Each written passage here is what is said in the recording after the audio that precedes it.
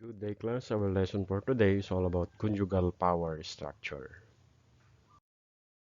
At the end of this module, you will be able to understand the power positions of the partners. Number 2, explain the basis of conjugal power. So pag sinabing conjugal, ito ay may kinalaman sa buhay mag-asawa. There is a power structure na tinatawag. Sa loob pa lang ng tahanan, doon mo na makikita yung power structure. Sino ba yung mas nasusunod? Sino ba yung laging nasusunod? So nakikita natin doon yung pagmamanage, no, ng kanilang pamilya, ng kanilang tahanan. So that is conjugal. Kumbaga, yung mag-asawa, share sila, ano, ng authority, ng power. So silang dalawa, hindi pwedeng iisa lang. So in our society today, ganun na, ano?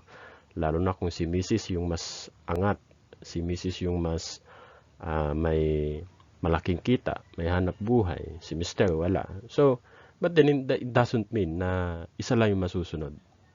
Okay, so there is a power structure. So let us define what is power. It refers to the ability to affect the behavior of others. Its dimensions are influence and authority. So pag sinabing power, ito ay may kinalaman sa impluensya at authority. Then influence, it is the power which emanates from an individual's own abilities, skills, charisma, or some other personal characteristics. So the example of this, halimbawa si Mrs. ay naglalambing kay husband. Naglalambing si wife sa kanyang husband na gawin yung gusto niya. Ayan. So may influence doon, no? May power doon.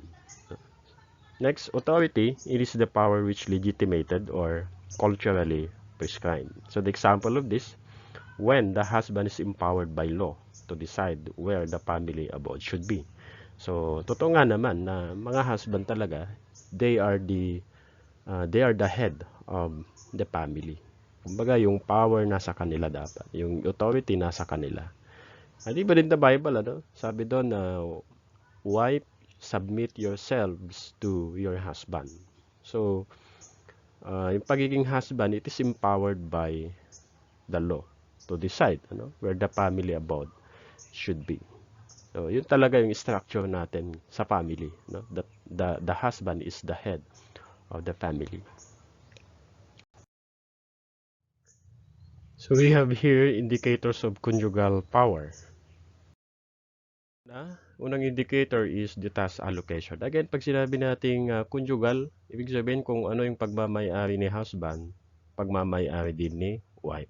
That is conjugal. Halimbawa, sa task allocation, sa task allocation or division of labor can substantially influence the pattern of decision making and the balance of power in the family. So, ang power doon sa family, within the family, it should be balanced, lalo na sa task allocation. So, depende din, kung anong sitwasyon na isang pamilya ng husband and wife. Sino bang may trabaho, sino bang laging wala sa bahay. So, kailangan may task allocation or division, hati-hati dapat sa responsibility sa loob ng tahanan and in decision making.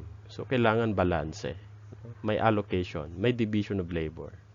So, the spouse who takes care of certain tasks wields power because he or she often makes decisions related to such tasks. So, kadalasan, pag si wife yung nasa bahay, kadalasan yung decision sa kanya, kung ito ay patungkol sa tahanan. Kung ito ay patungkol sa mga gawaing bahay, si Mrs. talaga, si wife talaga yung may hawak ng decision patungkol dyan.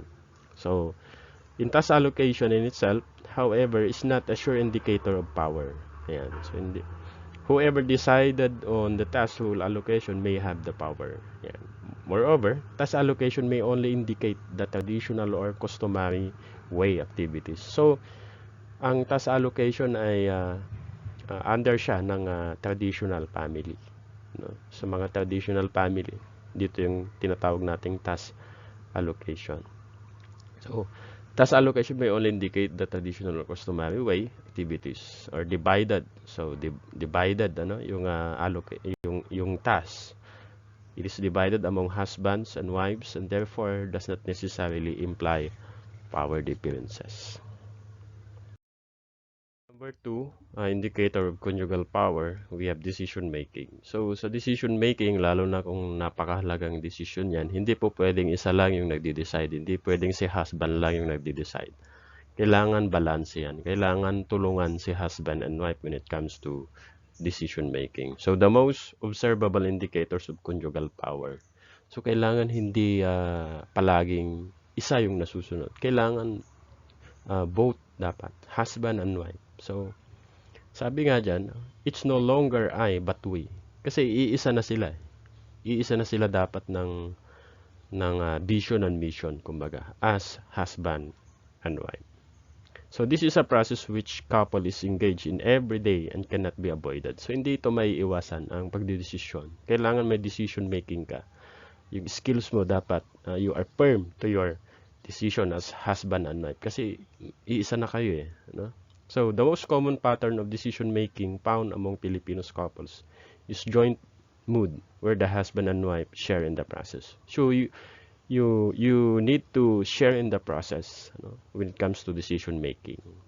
Share kayo dapat dyan. Next, may mga other areas of decision making analyzed by David. Una dyan, yung children's education. Number two, family health. So, kailangan dyan ay yung mag-asawa ang nagde-decide dyan. So, kailangan hindi lang iisa yung nagde-decide sa bagay na yan. Kailangan si husband and wife dyan sa mga area na ito. So, we have other indicators of conjugal power which have been used in local studies. So, may study, ano? So, ito yung mga indicator. Who wins in disagreements? Ayan. Sino bang mas madalas nananalo sa mga arguments? Ano? Sino bang madalas nanalo sa, kumbaga, debate ng mag-asawa? Or pag-uusap, mga disagreements? Sino bang madalas na talagang mas nakaaangat dyan sa bagay na yan? So, number two, which spouse needs permission of the other to do various activities.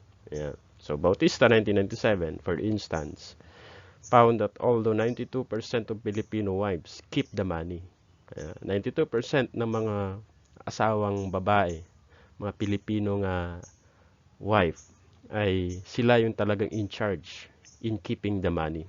Yung sahod ni husband, sila talaga yung may hawak. Yung ATM ni husband, sila yung may hawak. Then the husbands, especially in the most urbanized areas, have a greater share in deciding where the money goes. So, hawak ni wife yung money, yung budget, kumbaga. But, mas nasusunod yung kay husband kung saan nga ba gagamitin at ilalagay yung money. Doon mas nasusunod yung desisyon ni husband. Bautista also found that majority or 63% of the husbands win disagreement. So, doon sa tanong kanina kung sino nga ba yung mas nananalo sa disagreements. So, according to Bautista, she found that majority of the husbands win disagreements. So, that is according to her study. And that majority of the wives ask permission from husband to go out with the friends is 92%. To lend money to relatives, 91%. And to buy clothes and personal items, which is 63%. So that is her study.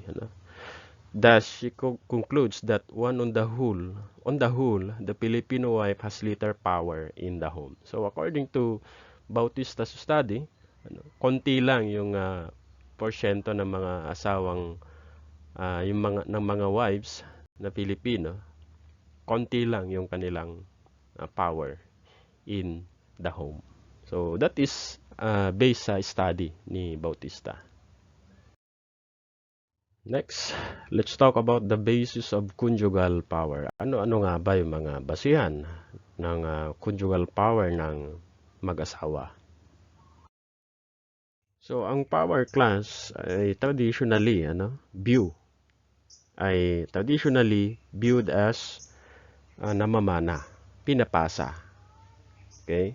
So, in a position is illustrated in a patriarchal societies. So, like for example, in the Philippines, wherein authority lies with the rule of power over all family members. Kagaya ng Aquino family, the Marcos family. Ano? Pagkatapos nung kanilang time, ng mga magulang nila, ay yung power, authority, is within their family members. So, yung authority, yung privilege and obligation of the male, to control behavior and to compel obedience to his wishes. So, in our society, mas dominant pa rin ang lalaki when it comes to power. Kahit nga sa, for example, sa mga president ng bansa natin. So, mas dominant pa rin talaga ang mga kalalakihan. Next is the resources and exchange theories. So, gumawa ng study si Blood and Wolf, and this is one of the most cited studies on conjugal power. So, according to them, kung sino yung asawa na mas mataas yung resources, mas angat, kung sino yung mas angat sa mag-asawa, then, kumbaga nasa kanya yung power,